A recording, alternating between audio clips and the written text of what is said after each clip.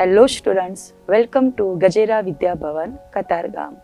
Today we are going to learn use of pronouns and possessives. વિદ્યાર્થી મિત્રો, first આપણે pronounce વિશે માહિતી મેળવીએ. નામના બદલે વપરાય એ સર્વનામ. એક્ઝામ્પલ દ્વારા જોઈએ. Sonal is a doctor. Sonal doctor છે. અહીં સોનલ એ નાઉન છે. She is a doctor. અહીં સોનલની જગ્યાએ આપણે શું વાપર્યું છે? શી. સી એ પ્રોનાઉન છે. વિદ્યાર્થી મિત્રો, ધારો કે આપણે ધ કાવ એસે બોલીએ છીએ, તો આપણે શરૂઆત કઈ રીતે કરીશું? The cow is a domestic animal. It has 2 eyes, 2 ears. તો વિદ્યાર્થી મિત્રો, શરૂઆતમાં આપણે ધ કાવનો ઉલ્લેખ કર્યો છે, પણ પછી જ્યારે એના વિશે વાત કરીએ છીએ તો આપણે કાવની જગ્યાએ શું વાપરીએ છીએ? ઇટ. તો અહીં ઇટ એ પ્રોનાઉન છે અને જ્યારે ધ કાવ એ નાઉન એટલે કે નામ છે. આપણે નીચે આપેલા ટેબલ દ્વારા વધુ માહિતી મેળવીએ. ફર્સ્ટ પર્સન સિંગ્યુલર આઈ, હું. પ્લુરલ વી, અમે. સેકન્ડ પર્સન યુ, તું, યુ, તમે. થર્ડ પર્સન સિંગ્યુલર હી, તે, શી, તે, ઇટ, તે. હી, શી, ઇટનું બહુવચન ડે, તેવું. હવે આપણે પોઝેસિવ એટલે કે સંબંધક રૂપ વિશે માહિતી મેળવીશું. કોનો, કોની, કોનું એમ જ્યારે પ્રશ્ન પૂછવાથી જે જવાબ આપણને મળે છે તેને આપણે સંબંધદર્શક સર્વનામ કહીએ છીએ.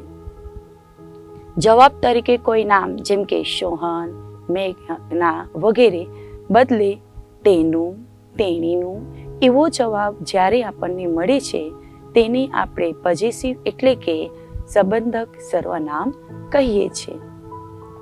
હવે આપણે તેને ટેબલ દ્વારા સમજીએ. સર્વનામ અને સંબંધક રૂપ એકવચનમાં જ્યારે હોય ત્યારે ફર્સ્ટ પર્સન આઈ, હું, માય, મારું. સેકન્ડ પર્સન યુ, તું, તમે. યોર, તારું, તમારું. થર્ડ પર્સન હી, તે, હિસ, તેનું. શી, તે, હર, તેનું. ઇટ, તે, ઇટ્સ, તેનું. હવે આપણે સર્વનામ અને સંબંધક રૂપને બહુવચનમાં જોઈએ. ફર્સ્ટ પર્સન વી, અમે, અવર, અમારું. સેકન્ડ પર્સન યુ, તમે, યોર, તમારું.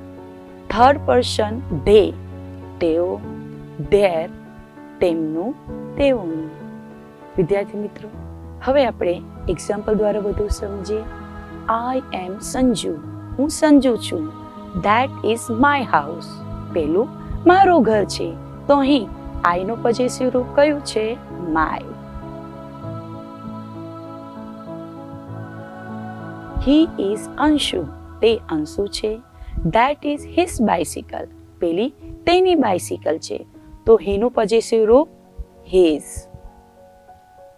It is an elephant. તે હાથી છે.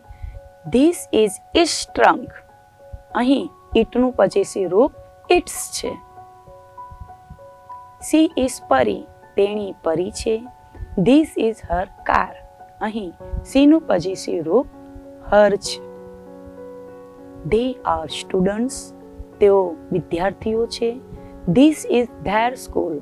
આ તેમની શાળા છે. તો વિદ્યાર્થી મિત્રો, અહીં ધેનું પોઝેસિવ રૂપ ધેર છે. You are a farmer. તમે ખેડૂત છો. ધેટ ઇઝ યોર કાવ. પેલી તમારી ગાય છે. તો અહીં યુનું પોઝેસિવ રૂપ યોર છે. વિદ્યાર્થી મિત્રો, આઈ હોપ તમે પ્રોનાઉન અને પોઝેસિવ વિશે સમજ્યા હશો. હવે અહીં આપેલી એક્સરસાઇઝના આન્સર નીચે આપેલા કમેન્ટ બુકમાં તમારે લખવાનું રહેશે. Thank you.